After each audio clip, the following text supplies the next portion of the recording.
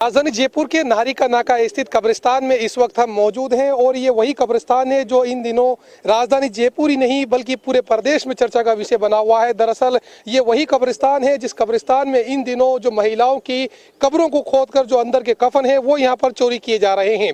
ये बात हम नहीं कह रहे बल्कि बाकायदा जयपुर के शास्त्री नगर थाने में मुकदमा दर्ज हुआ और मुकदमा दर्ज होने के बाद जो इलाके के लोग हैं वो यहाँ पर अपना आक्रोश है वो प्रकट करते हुए दिखाई दे रहे हैं।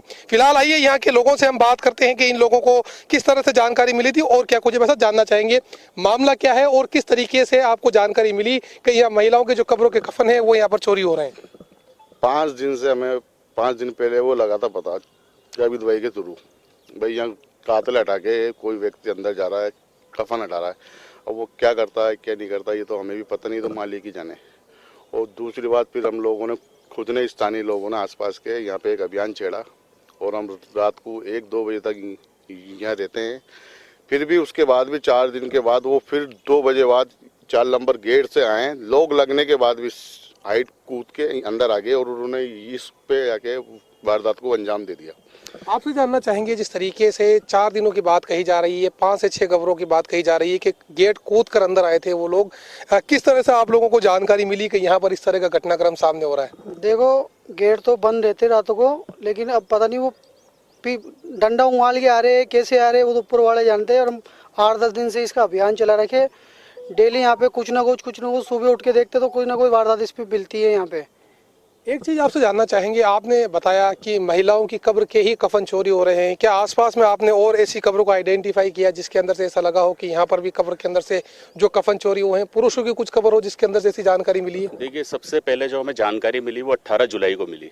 18 जुलाई को जब हम यहाँ फातिया पढ़ने के लिए आए, हम यहाँ रोज आते हैं, सॉरी 18 जून को हमें इसकी जानकारी मिली। जब हम यहाँ फातिया पढ़ने आए तो हमने देखा कि यहाँ जो काम करने वाले हैं उन्होंने हमें बताया कि ये पट्टियाँ जो है यहाँ की कब्रों की ये सरकाई हुई है, किसकाई हुई है सारी पट्टियाँ। तब हमने देखा तो उसमें जो है महिला की कब्र पाई गई। वो जो पहला जो घर था वो किसी महिला का था। इस तरीके से इन्होंने 30 तारीख तक कम से कम 5 घरों को खोल दिया। जितने भी घर खुले वो सारे महिलाओं के थे। उनके जो कफन वगैरह थे वो अस्त व्यस्त थे, सारी पट्टियाँ हटाई हुई थी और उनके साथ कब्रों के साथ भी छेड़खानी की गई है।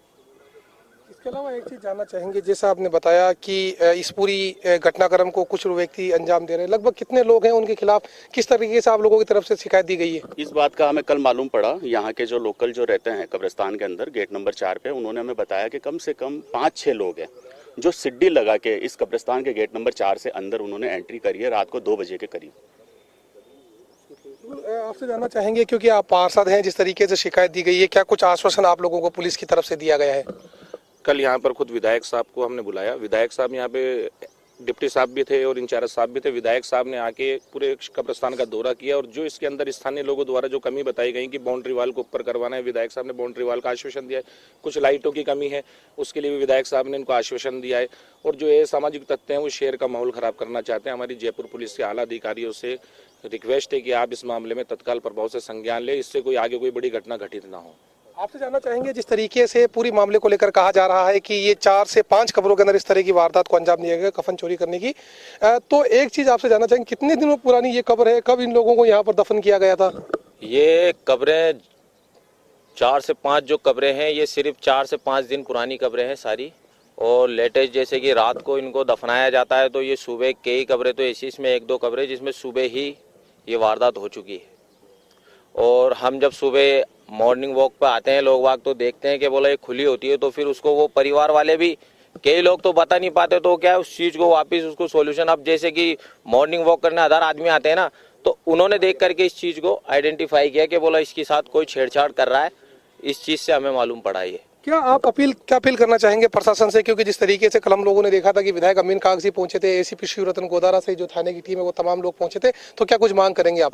हम तो यही मांग करेंगे कि यहाँ पे पुलिस की गश्त बढ़ाई जाए और उसके अलावा यहाँ पे कोई चौकीदार अपॉइंट कर दिए जाएं, चाहे वक्फ बोर्ड की तरफ से की जाए या प्रशासन की तरफ से, कलेक्ट्रेट साहब की तरफ से की जाए, ताकि यहाँ पे उनकी निगरानी हो सके। पूरी रातों को भी जो असामाजिक तत्व नशेड़ी वगैरह आ जाते थे उन लोगों से भी दूरी बने।